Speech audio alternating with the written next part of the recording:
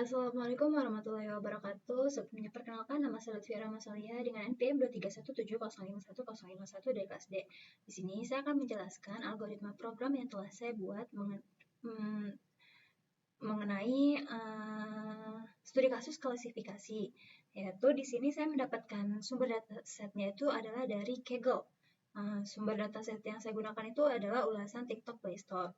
Nah, dataset ini berisikan 100.000 ulasan aplikasi TikTok yang dikumpulkan dari Google Play Store, yang mana data ini mencakup berbagai aspek pengalaman pengguna terhadap aplikasi TikTok seperti kepuasan, keluhan, dan juga saran perbaikan.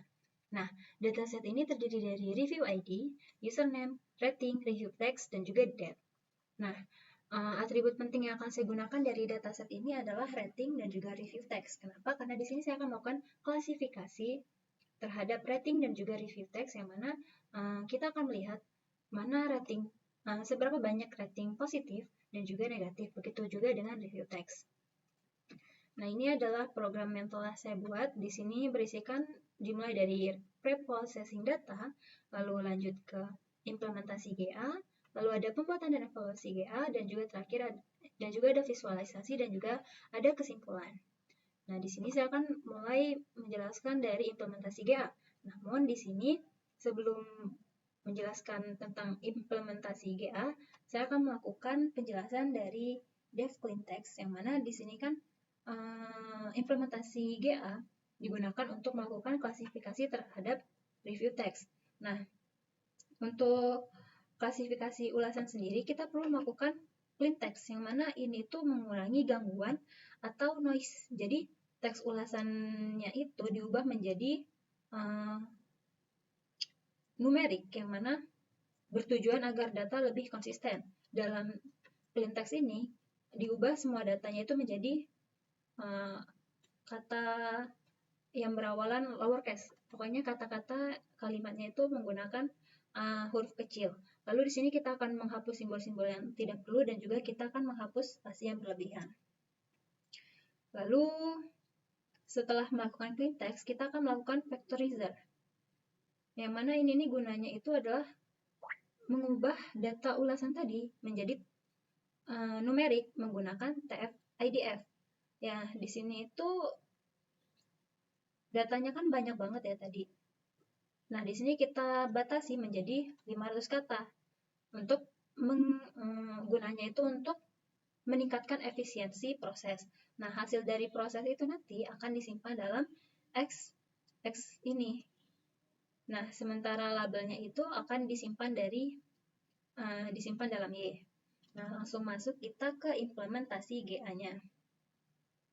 Implementasi GA-nya ini dimulai dari inisialisasi populasi, yang mana di sini kita akan membuat sekumpulan kromosom secara acak, di mana setiap kromosom ini adalah representasi dari biner 500 fitur kata yang telah kita pilih, yang telah kita mau gunakan tadi. Nah, dalam hal ini angka 1 ini berarti fitur yang akan kita pilih, sedangkan 0 berarti tidak. Nah, di sini saya menampilkan 10 contoh yang pertama, yang mana kromosom awalnya itu adalah 1, 000, 10, 10, 11, yang mana fitur dari 1 ini akan dipilih, sedangkan yang 00 tadi akan diabaikan. Lalu selanjutnya kita akan melakukan evaluasi kromosom menggunakan fungsi fitness. Nah, fungsi fitness ini digunakan untuk menghitung seberapa baik fitur yang akan dipilih nanti dalam melakukan klasifikasi. Prosesnya itu di sini kita menggunakan algoritma multinomial naive Bayes, yang mana skor akurasinya itu nanti yang kita dapat akan digunakan sebagai nilai fitness ini sendiri. Dan kromosom dengan nilai yang tinggi akan dianggap menjadi kromosom yang lebih baik. Nah, setelah kromosom telah dievaluasi dengan fungsi fitness tadi, kita akan melakukan proses seleksi. Yang pertama, kita akan menggunakan seleksi parents dengan metode turnamen, dengan cara memilih beberapa kandidat secara acak. Nah, di sini tuh size-nya aku milih 3 biar dia lebih mudah aja. Dan di sini akan dipilih yang terbaik. Lalu kita akan melakukan, setelah dilakukan seleksi dan mendapatkan hasil terbaik, kita akan melakukan crossover, yaitu persilangan antara parents yang telah kita dapatkan yang terbaik tadi, yang mana di sini dia akan menghasilkan kromosom-kromosom baru dari orang tua yang telah kita campurkan secara acak. Nah, setelah dilakukan proses crossover ini, kita akan melakukan proses mutasi. Nah, di sini mutasinya itu akan dilakukan dengan kemungkinan terkecil, dan di sini kemungkinan terkecilnya saya buat menjadi 0,05, yang mana untuk mengubah nilai gen 0 ke 1 ataupun sebaliknya. Hal ini berguna untuk agar keberagaman dari solusi nanti itu tetap terjaga. Nah, proses ini itu akan terus diulang selama beberapa generasi hingga ditemukan kombinasi fitur terbaik. Nah, kromosom yang terbaik itu akan berisi informasi dari fitur mana yang paling relevan. Nah, di sini terdapat hasil fitur terpilih ini ada 257 dari 500 fitur yang telah kita pilih tadi. Oke, selanjutnya itu tadi tuh penjelasan mengenai implementasi GA yang saya gunakan untuk melakukan klasifikasi.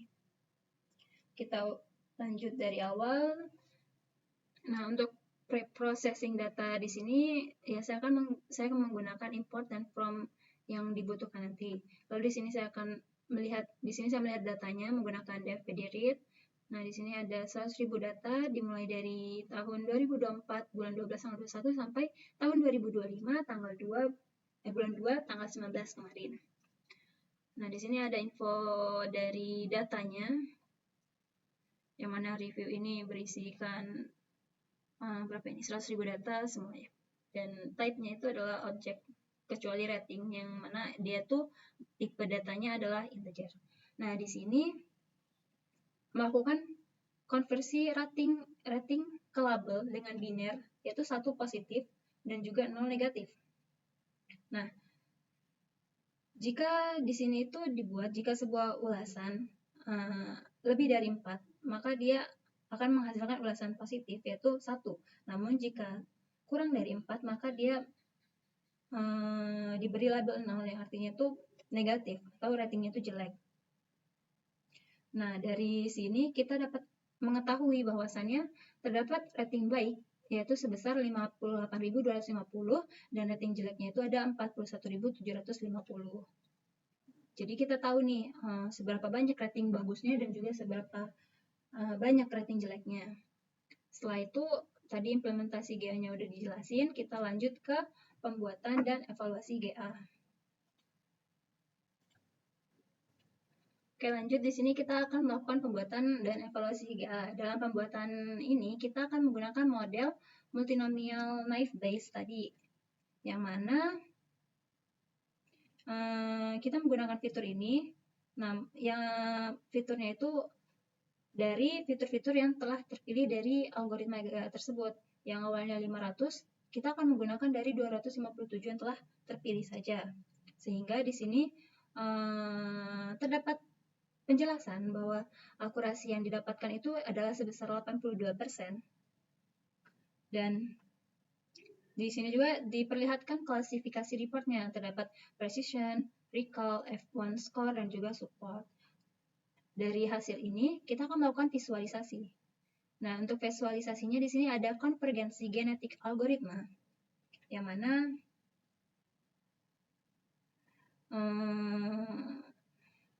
grafik pertama ini itu menjelaskan mengenai perkembangan dari proses algoritma tadi atau proses evolusi tadi. Nah, di sini tuh berawal dari 81% nih, terus dia akan meningkat, lalu meningkat, dan akhirnya stabil ada di 82% atau di generasi 10. Pada generasi 10 nih dia stabil nih, ada di 82%. Jadi di sini kita tahu konvergensi genetik algoritmanya atau proses evaluasi dari generasi awal sampai generasi akhir. Di sini kan saya menggunakan sampai generasi 20. Lalu di sini ada seleksi fitur oleh GA. Nah, dari grafik kedua ini kita bisa lihat seberapa banyak fitur yang dipilih dan juga fitur yang tidak dipilih oleh algoritma GA tadi. Yang mana fitur hijau ini dia tuh fitur-fitur yang dipilih positif, sedangkan yang merah itu dia fitur-fitur yang tidak dipilih yaitu negatif. Nah, mana dari grafik ini menggambarkan bahwa algoritma GA tadi berhasil mereduksi fitur secara signifikan tanpa mengurangi performa model. Jadi di sini terdapat kesimpulan nih dari algoritma di atas bahwasannya program berhasil mencapai akurasi sebesar 82% dalam membedakan ulasan positif dan negatif. Nah, akurasinya tadi itu dilihat dari pembuatan dan evaluasi GA 80%. Lalu dengan presisi 85% untuk kelas positif, 85%, dan juga 0,79 untuk kelas negatif. Nah, yang mana model ini menunjukkan recall yang lebih tinggi pada kelas positif, sebesar recall-nya itu 85%. Recall-nya itu adalah 85%. Di sini salah typo. Sebesar 85% dibanding dengan negatif. Negatifnya itu 79%. Yang mana ini mengindikasikan bahwa kemampuannya itu lebih baik dalam mengidentifikasi ulasan-ulasan positif dari ulasan TikTok ini. Jadi dari program ini kita tahu bahwa ada seberapa banyak ulasan-ulasan positif dan juga ulasan-ulasan negatif. Nah, mungkin hanya ini yang bisa saya jelaskan. Saya akhiri. Wassalamualaikum warahmatullahi wabarakatuh.